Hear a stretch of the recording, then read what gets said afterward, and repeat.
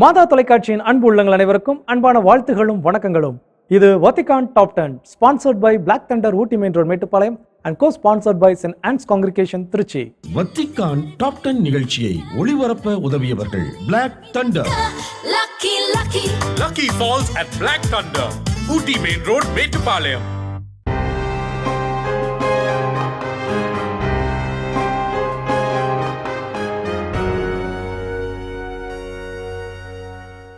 அன்பர்களே, உலகத்தின் சிறிய நகரமாக வத்திக்கான் இருந்தாலும் உலகத்தில் நடைபெறுகின்ற பெரிய பெரிய நல்ல மாற்றங்களுக்கு காரணமாக இருக்கின்றது. அதற்கான காரணம் நமது திருத்தந்தை ஒருவரே என்பது நாம் அறிந்ததாகும். திருத்தந்தையின் செயல்பாடுகள், அவரை சுற்றி நடக்கும் நிகழ்வுகள், அவர் உலக மக்களுக்கு கொடுக்கும் செய்தி, வத்திக்கானின் சிறப்பம்சங்கள் மற்றும் திரு அவையின் செய்திகள் என பல சிறப்பான நிகழ்வுகளை உங்கள் கண்களுக்கும் செவிகளுக்கும் விருந்தாக கொண்டு சேர்க்கும் நிகழ்ச்சிதான் வத்திக்கான் டாப் 10. இன்றைய நிகழ்ச்சியில் திருத்தந்தையை சந்தித்த சிறை கைதிகள், லெபனான் மக்களுக்கு உதவும் காரித்தாஸ் அமைப்பு, கிறிஸ்தவ விழுமியங்களை பறைசாற்றும் குடும்ப இயக்கம், புனித ஜான் ஹென்றி நியூமன் குறித்த சிறப்பு இசை நிகழ்ச்சி என இன்னும் பல முக்கிய நிகழ்வுகள் இன்றும் நமக்காக காத்து கொண்டிருக்கின்றன. வாருங்கள், நிகழ்ச்சிக்குள் போகலாம்.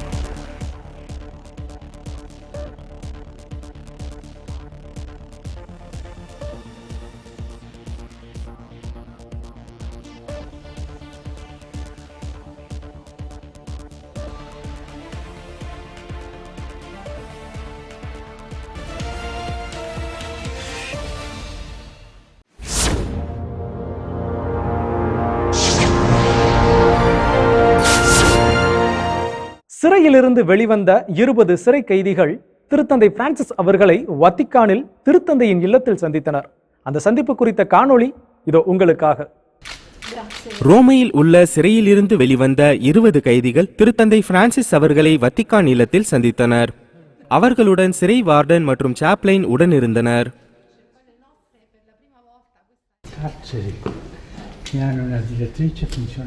இது ஒரு சிறிய சந்திப்பாக இருந்தாலும் சிறை வாழ்க்கை குறித்து கைதிகள் திருத்தந்தையிடம் பகிர்ந்து கொண்டனர். விரைவில் ஒரு பேக்கரியை திறக்க இருப்பதாகவும், நேரம் கிடைக்கும் போது வந்து பார்வையிடுங்கள் எனவும் திருத்தந்தையை அவர்கள் கேட்டுக்கொண்டனர். தன்னை சந்தித்த பின் எங்கு செல்ல உள்ளீர்கள் என திருத்தந்தை கேட்டதற்கு வத்திக்கான் அருங்காட்சியகத்தை பார்வையிட உள்ளதாக அவர்கள் தெரிவித்தனர்.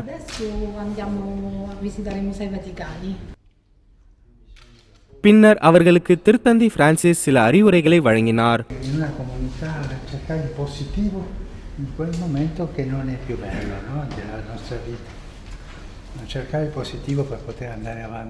வாழ்க்கையில் நேர்மறையான செயல்களை செய்யவும், நேர்மறை எண்ணம் கொண்ட மனிதர்களாக வாழவும் திருத்தந்தை கூறினார். இச்சந்திப்பின் நிறைவில் அவர்களுக்கு திருத்தந்தை பிரான்சிஸ் ஆசீர் வழங்கினார்.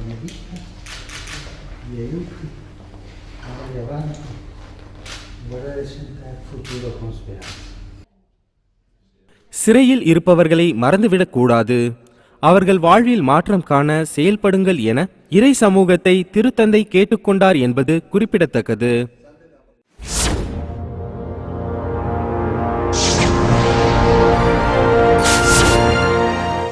நான்கு மாதங்களுக்கு மேலாக மியான்மரில் நடைபெற்று வரும் இராணுவ ஆட்சியின் அடக்குமுறைகளை முடிவுக்கு கொண்டு வந்து அங்குள்ள மக்களுக்கு உதவும் வண்ணம் செயல்பட மியான்மர் ஆயர்களுக்கு திருத்தந்தை பிரான்சிஸ் அவர்கள் அழைப்பு விடுத்துள்ளார்.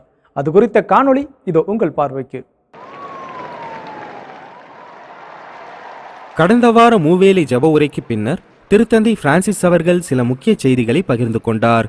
மியான்மரில் ஆட்சி கவிழ்ப்புக்கு பின் 4 மாதங்களாக நீடித்து வரும் இராணுவ ஆட்சியில் இராணுவ சர்வாதிகாரத்தின் கீழ் இன்னல்களை அனுபவிக்கும் மியான்மர் மக்களுக்காக செயல்பட மியான்மர் ஆயர்களை கேட்டுக்கொண்டார். இயேசுவின் திரு இருதயம் மியான்மர் மக்களின் இதயத்தில் அமைதியை கொடுக்கட்டும். கடந்த மே மாதம் திருத்தந்தை பிரான்சிஸ் அவர்கள் மியான்மர் மக்களுடன் தான் உடனிருப்பதை குறிப்பிடும் வண்ணம் சிறப்பு திருப்பலி ஒன்றை நிறைவேற்றினார். சில அரசியல் சூழல்கள் நம்மை கட்டி போட்டுவிடும் என்பது எனக்கு தெரியும். இருந்த போதிலும் அமைதி மற்றும் சகோதரத்துவ உணர்வுடன் செயல்படுங்கள். சின்னஞ்சிறிய வழிகளில் சமூக பொறுப்போடு செயல்படுங்கள். ஐக்கிய நாடுகளின் அகதிகள் அமைப்பால் முன்னெடுக்கப்பட்ட உலக அகதிகள் தினத்தை திருத்தந்தை நினைவு கூர்ந்தார். அகதிகளுக்காக நமது இதயத்தை திறப்போம். அவர்களின் சந்தோஷ துக்கங்களை நம்முடையதாக ஏற்றுக்கொள்வோம். Impariamo dalla loro coraggiosa resilienza. புயலால் பாதிக்கப்பட்ட சீடர்களின் நிலையை அகதிகளின் அவல நிலையோடு ஒப்பிட்டு திருத்தந்தை மறையுரை வழங்கினார் என்பது குறிப்பிடத்தக்கது.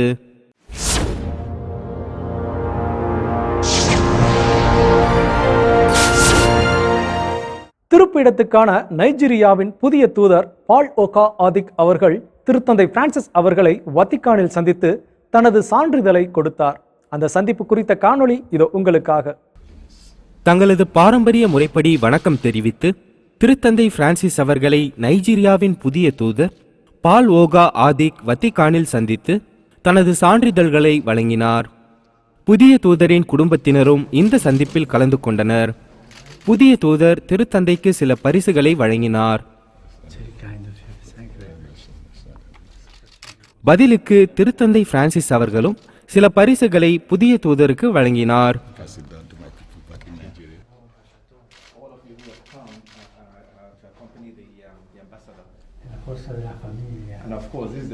நைஜீரியாவின் 20 கோடி மக்களில் பாதிக்கும் மேற்பட்டோர் கிறிஸ்தவர்கள் ஆவர்.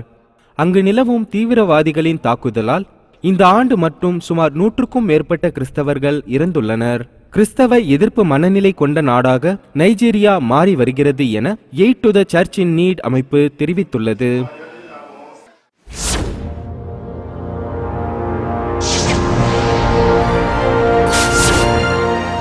திருத்தந்தை பிரான்சிஸ் அவர்கள் கோடை விடுமுறையை இந்த ஜூலை மாதத்தில் தொடங்க உள்ளார். அதனால் இந்த மாதத்தில் திருத்தந்தையின் எந்தெந்த பணிகள் ரத்து செய்யப்படுகின்றன என்றும் எந்தெந்த பணிகளை திருத்தந்தை செய்வார் எனவும் அறிந்து கொள்ள இதோ இந்த காணொளியை பாருங்கள். ஒவ்வொரு ஆண்டும் ஜூலை மாதம் திருத்தந்தை பிரான்சிஸ் அவர்கள் தனது வழக்கமான பணிகளை சற்று நிறுத்தி வைத்துவிட்டு ஓய்வெடுப்பது வழக்கம். இந்த விடுமுறை காலத்தில் ஞாயிறு மூவேளை ஜெபத்தில் மட்டும் திருத்தந்தை கலந்து கொள்வதுண்டு. பொது பார்வையாளர் சந்திப்பு மற்றும் அரசியல் தலைவர்களுடனான சந்திப்புகள் போன்றவற்றை இந்த விடுமுறை காலத்தில் நிறுத்தி வைத்துள்ளார். ஏதாவது ஒரு சந்திப்பு விதிவிலக்காக நடைபெற்றால் மட்டுமே உண்டு. ஜூலை 1ஆம் தேதி லெபனானில் உள்ள கிறிஸ்துவ மக்களுக்காக ஜெபிப்பதற்கு அந்நாட்டு தலைவர்களுடன் சந்திப்பு ஒன்றிற்கு திட்டமிட்டுள்ளேன். பிற பணிகளை நிறுத்தி வைத்துள்ளேன். திருத்தந்தை பிரான்சிஸ் அவர்கள் வழக்கமாக இந்த கோடை விடுமுறையில் வத்திக்கானை விட்டு வெளியே வருவதில்லை. காசாவில் உள்ள அவரது இல்லத்தில் ஓய்வெடுப்பார். வருகிற நாட்களில் செய்ய வேண்டிய பணிகளை குறித்து சிந்திப்பதற்கும் முன் தயாரிப்புகளை செய்வதற்கும் திருத்தந்தைக்கு இது ஒரு நல்ல தருணமாகும்.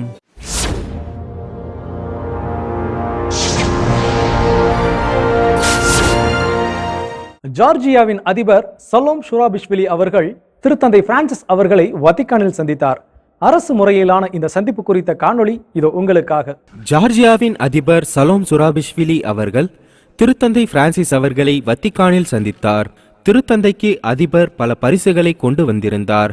அவற்றில் கிமு 6000ஆம் ஆண்டில் கண்டுபிடிக்கப்பட்ட வைன், 12ஆம் நூற்றாண்டை சேர்ந்த கிரெகோரியன் பாடலின் ஓவியம், சோவியத் யூனியனில் ஜார்ஜியா ஆக்கிரமிப்பு செய்யப்பட்டதை குறிக்கும் ஆவணங்கள், 1991ஆம் சுதந்திரம் அறிவிக்கப்பட்டதன் நினைவு பொருள் போன்ற பல பரிசு பொருட்கள் இருந்தது. திருத்தந்தை பிரான்சிஸ் அவர்களும் மரத்துண்டினை கொண்டு கைகளால் செய்யப்பட்ட அன்னை மரியா மற்றும் இயேசுவின் சுரூபம், அமைதிக்காக உலகத் தலைவர்கள் கையெழுத்திட்ட ஆவணத்தின் பிரதி போன்றவற்றை அதிபருக்கு பரிசாக வழங்கினார். அதிபரோடு வருகை தந்திருந்த தூதர்கள் குழுவிற்கு திருத்தந்தை ஜெபமாலைகளை பரிசாக வழங்கினார். அவர்களை தனக்காக ஜெபிக்குமாறு கேட்டுக்கொண்டார். இந்த சந்திப்பில் ஜார்ஜியாவிற்கும் திருப்பிடத்திற்கும் இடையேயான கல்வி மற்றும் கலாச்சாரம் தொடர்பான 2 ஒப்பந்தங்கள் கையெழுத்தானது என்பது குறிப்பிடத்தக்கது. பின்னர் அதிபர் அவர்கள் வத்திக்கானின் பாம்பினோ கேஸ் குழந்தைகள் மருத்துவமனையை பார்வையிட்டார் என்பது குறிப்பிடத்தக்கது.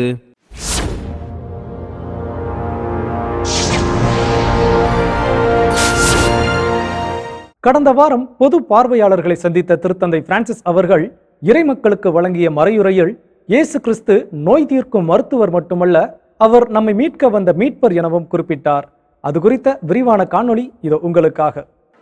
திருத்தந்தை பிரான்சிஸ் அவர்கள் இம்முறை பொது பார்வையாளர்களை சந்திக்க அதிக நேரம் எடுத்துக்கொண்டார்.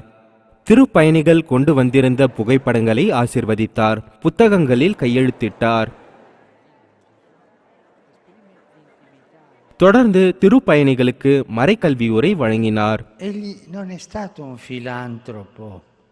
மனிதர்களுக்கு இயேசு கிறிஸ்து நோய் தீர்க்கும் ஒரு மருத்துவராக மட்டும் இருக்கவில்லை, மாறாக பாவங்களிலிருந்து விடுதலை கொடுக்கும் மீட்பராக இருக்கிறார். மீட்பு என்பது மரணத்தை வெற்றி கொண்ட நம்பிக்கை வாழ்வை வழங்கும் ஒரு கொடை ஆகும். இந்த மறைக்கல்வி உரையில் திருத்தந்தை மேலும் சில முக்கிய செய்திகளை பகிர்ந்து கொண்டார். ஜெபிக்க கற்றுக்கொள்வது மட்டும் முக்கியமல்ல, பிறருக்காக ஜெபிக்க கற்றுக்கொள்வதுதான் முக்கியம் என கூறினார். இயேசு நமக்காக ஜெபிக்கிறார், இதை நாம் இதயத்தில் கொள்ள வேண்டும். வாழ்வின் மிக கடினமான தருணங்களில் அதை மறந்து விடாதீர்கள். பொது பார்வையாளர்களில் பெரும்பாலானோர் போலந்து நாட்டை சேர்ந்த திருப்பயணிகள் ஆவர். அவர்களுக்கு சிறப்பு வாழ்த்துக்களை திருத்தந்தை தெரிவித்தார். இறுதியில் நோய்வாய்ப்பட்ட பலரை ஆசிர்வதித்தார்.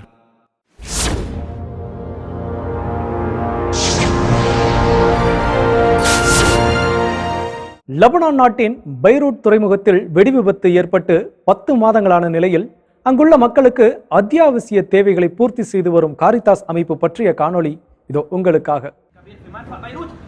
கடந்த ஆண்டு ஆகஸ்ட் மாதம் பெய்ரூட்டில் ஏற்பட்ட இந்த வெடிவிபத்திற்கு பின்னர் பொருளாதார ரீதியாக லெபனான் பெரும் பின்னடைவை சந்தித்தது. இன்று வரை அதிலிருந்து அந்நாட்டால் மீள முடியவில்லை. லெபனானில் மிகப்பெரிய நெருக்கடி உள்ளது. இப்போது மருந்துகள் கூட கிடைப்பதில்லை. கோவிட்-19 உட்பட பல நோய்களுக்கு சிகிச்சை அளிக்க மருந்துகள் இல்லாமல் லெபனான் தவிக்கிறது. நாங்கள் தீர்வுகளை தேடுகிறோம், ஒன்றாக செயல்படுகிறோம். ஆனால் உண்மையை சொல்ல வேண்டுமானால் நாங்கள் குழப்பத்தில் உள்ளோம். ஒட்டுமொத்த லெபனானும் குழப்பத்தில் உள்ளது. லெபனானின் எதிர்காலம் என்ன என்று தெரியாத நிலையில் உள்ளோம். திருத்தந்தை பிரான்சிஸ் அவர்கள் மத்திய கிழக்கு நாடுகளுக்கு வருகை தர இருந்தார். ஆனால் தற்போதைய சூழலில் அந்நாட்டு அரசு இது குறித்து முடிவெடுக்கவில்லை என இந்த அருட்தந்தை கூறுகிறார். மேலும் உலகிற்கு ஒற்றுமையின் முன்மாதிரியாக லெபனான் இருப்பதாகவும் இவர் கூறுகிறார். லெபனான் உலகம் முழுவதும் ஒரு செய்தியை கொடுக்கிறது. அது ஒற்றுமையின் செய்தி. இங்கே கிறிஸ்தவர்கள், இஸ்லாமிய சகோதரர்கள் என அனைவரும் ஒன்றாக இருக்கின்றோம், ஒன்றாக செயல்படுகின்றோம், சவால்களை ஒன்றாக எதிர்கொள்கிறோம். இதுவே எங்கள் அடையாளம். இந்த ஒற்றுமையின் அடையாளத்தை பிரதிபலிக்கும் வண்ணம்தான் காரிதாஸ் அமைப்பும் செயல்பட்டு வருகிறது. லெபனானில் மிகவும் பாதிப்படைந்து நலிந்து போன மக்களுக்காக சேவை செய்து வருகிறது. நாடு முழுவதும் 10 ஆரம்ப சுகாதார நிலையங்கள் மற்றும் சேவை மையங்கள், 9 மொபைல் கிளினிக்கள் என பல அத்தியாவசிய பணிகளை காரிதாஸ் அமைப்பு மேற்கொள்கிறது என்பது குறிப்பிடத்தக்கது.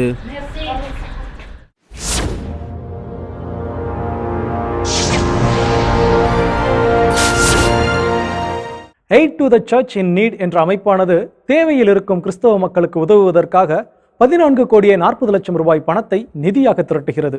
அது குறித்த விரிவான தகவல்கள் அடங்கிய காணொளி இதோ உங்கள் பார்வைக்கு. Aid to the Church in Need எனப்படும் தேவையில் இருக்கும் திரு அவைக்கு உதவும் அமைப்பானது பல்லாயிரக்கணக்கான மக்களுக்கு உதவி வருகிறது. 2020ஆம் ஆண்டில் ஏசியன் பணிகளுக்கான நன்கொடைகள் பெருமளவில் வந்துள்ளன. அவை அனைத்தும் நேரடி நன்கொடைகள். சுமார் 12 கோடிகளுக்கும் அதிகமான நன்கொடைகளை திரட்டியுள்ளோம். கடந்த ஆண்டு முழுவதும் திரட்டப்பட்ட இந்த நன்கொடையால் தேவையில் இருக்கும் மக்களுக்கு உதவ சுமார் 5000 திட்டங்களை தீட்டி செயல்படுத்த முடிந்தது.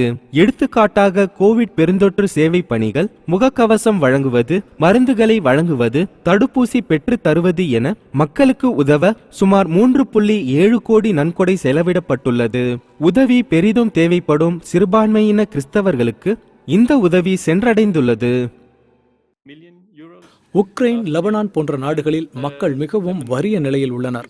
அம்மக்களுக்கு உதவும் வண்ணம் பல திட்டங்கள் செயல்படுத்தப்பட்டுள்ளது. அதன் வழியே மக்கள் பெரிதும் பயனடைந்துள்ளனர். இதேபோன்று சிரியாவின் அலப்போவில் உள்ள கத்தீட்ரல் ஆனது மறுசீரமைப்பு செய்யப்பட்டுள்ளது. இது போரினால் முற்றிலும் சேதமடைந்திருந்தது. அருட்தந்தையர்கள் மற்றும் நற்செய்தி அறிவிக்கும் பொறுப்பிலுள்ள பொது நிலையினருக்கு போக்குவரத்து உதவிக்காக நன்கொடைகள் செலவிடப்பட்டுள்ளது. ஏசியன் என்னும் இந்த அமைப்பால் செய்யப்படும் உதவிகள் அனைத்தும் அளவிடப்பட முடியாதவை. இது நீண்ட காலமாக திரு அவை வழியாக மக்களுக்கு உதவி வருகிறது என்பது குறிப்பிடத்தக்கது.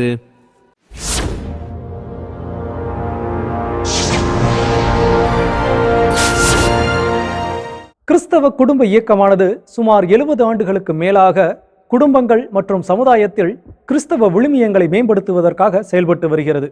அதன் செயல்பாடுகள் பற்றிய காணொளி இதோ உங்களுக்காக. கிறிஸ்தவ குடும்ப இயக்கமானது சுமார் 70 ஆண்டுகளுக்கும் மேலாக குடும்பங்கள் மற்றும் சமுதாயத்தில் கிறிஸ்தவ விழுமியங்களை மேம்படுத்துவதற்காக நம்பிக்கை பகிர்வு மற்றும் ஜெப கூடுகைகள் வழியாக செயல்பட்டு வருகிறது. குடும்பங்களிடையே நெருக்கமான உரையாடல்கள் மூலம் தேவையான ஆலோசனைகளை வழங்க ஒரு நெட்வொர்க்கை உருவாக்கி செயல்பட்டு வருகிறது. பல குடும்பங்கள் தனியாக இருப்பதாக நினைக்கின்றன. எங்களுக்கு யாரையும் தெரியாது என தனிமைப்படுத்தப்பட்டு நிற்கின்றன. அந்த மாதிரியான குடும்பங்களை ஒன்றிணைத்து உலகில் என்ன நடக்கிறது என்பது குறித்து நாங்கள் பேசுகிறோம். அவர்களின் கவலைகள் என்ன என்பது குறித்து விவாதிக்கிறோம். அவர்களின் கவலைகளை சரி செய்யும் வழிகளை குறித்து பேசுகிறோம். திரு அவையின் வளர்ச்சியில் குடும்பங்களின் வளர்ச்சியும் முக்கியமானவை என இந்த அமைப்பினர் கூறுகின்றனர். குடும்பங்களிடையே ஆழ்ந்த உறவுகளை உருவாக்கி கிறிஸ்தவர்களின் நம்பிக்கை வாழ்க்கையை வளர்ப்பதுதான் இந்த அமைப்பினரின் முக்கிய நோக்கமாகும். இது எல்லாமே உறவுகளை பற்றியது. அமெரிக்காவில் உள்ள பல பங்குத்தளங்கள் பெரிய பெரிய பங்குத்தளங்களாக மாறி வருகின்றன. எதிர்காலத்தில் நம்பிக்கை வாழ்வை வளர்க்க வேண்டுமானால் இது போன்ற செயல்பாடுகள் முக்கியமானவை. இந்த தொற்றுநோய் காலம் பல குடும்பங்களை ஒன்றிணைக்க செய்தது.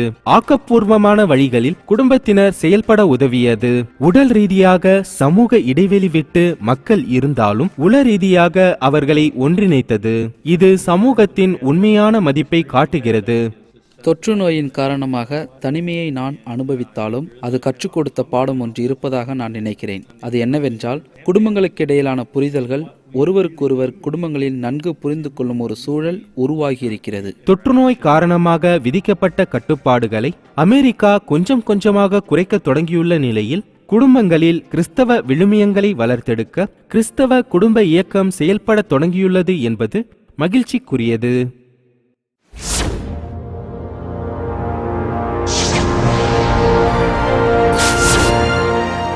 திருத்தந்தை பிரான்சிஸ் அவர்களால் புனிதராக உயர்த்தப்பட்ட புனித ஜான் ஹென்றி நியூமன் அவர்களின் வாழ்க்கை மற்றும் எழுத்துக்களால் ஈர்க்கப்பட்ட ஒரு சிறப்பு இசை நிகழ்ச்சி நடைபெற உள்ளது. அது குறித்து மேலும் அறிந்து கொள்ள இதோ இந்த காணொளியை பாருங்கள். 2019 ஆண்டு திருத்தந்தை பிரான்சிஸ் அவர்களால் புனிதராக கர்தினால் ஜான் ஹென்றி நியூமன் அவர்கள் அறிவிக்கப்பட்டார். தற்போது புனித ஜான் நியூமன் அவர்களின் வாழ்க்கை மற்றும் எழுத்துக்களால் ஈர்க்கப்பட்ட ஒரு சிறப்பு இசை நிகழ்ச்சி தயாராகி வருகிறது. அதில் பிரிட்டனை சேர்ந்த இசைக்கலைஞர்கள் மற்றும் பாடகர்கள் ஒன்றிணைந்துள்ளனர். கர்தினால் புனித ஜான் நியூமன் ஒரு ஆங்கிலிக்கன் அருத்தந்தை மற்றும் அறிஞர் ஆவார்.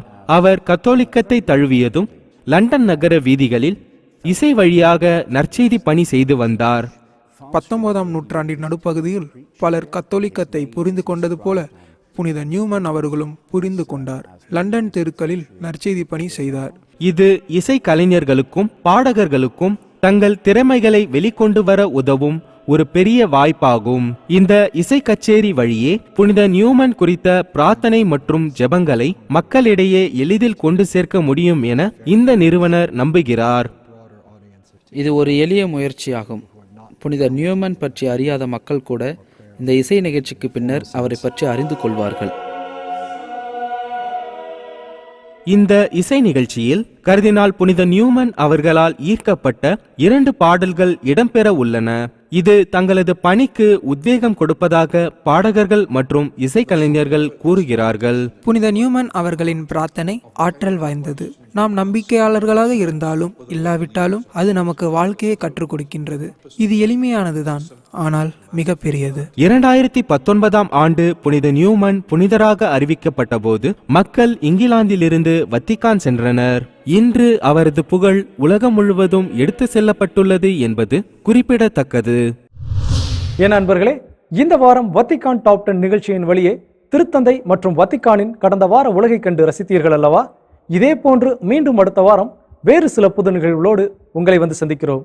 இது நமது மாதா தொலைக்காட்சியின் Vatican top 10, sponsored by black thunder Ooty main road Mettupalayam and co sponsored by saint Ann's congregation Trichy. நன்றி, வணக்கம், மரியே வாழ்க. வத்திக்கான் டாப் 10 நிகழ்ச்சியை ஒளிபரப்ப உதவியவர்கள் black thunder. Lucky Falls at Black Thunder, Ooty Main Road, Mettupalayam.